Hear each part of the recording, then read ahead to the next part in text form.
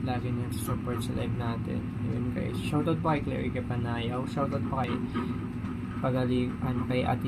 kay Sir Abe, shoutout po kay Sir Agot, and shoutout din po kay Anilisa Carucho, shoutout din po kay Ano Police, shoutout din po kay Baby Martinez, shoutout din po kay Ate Berna Kortnik, shoutout din po kay Ate Chona Elombra, shoutout din po kay syempre kay Ate Elaine Mikay, tsaka kay Ate Elsie Botalon, yap.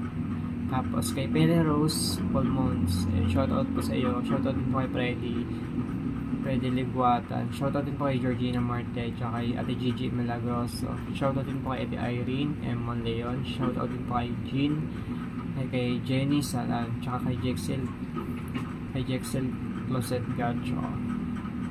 Tapos shoutout din po sa maganda namin si Ate Joel Montebon, shoutout din po kay Jonathan Tagayag, shoutout din po kay Joseph De Vega, shoutout din po kay Kels KY, shoutout din po kay Leng Domingo, kay Lars Miguel, kay Ate Liza, kay Maulo Baya, Maribel, Marilu Aroma, Martes Bautista, at saka kay Melanie Gargarita, kay Ate Michi Ann, Noel, Raquel, Rita Meg, yan po, kay Sheba, kay Telma Bachor, Vicky, Yumi, Saldi, tapos kay Ate Leia.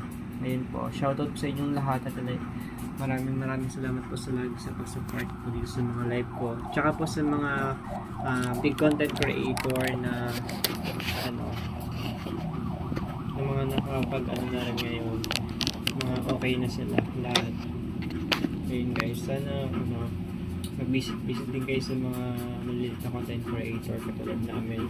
May isa na akong big content creator na makapag-join dito sa live ko. Ayun guys, maraming salamat po kay Ma'am Marian Anhao. Ayan, special thanks po.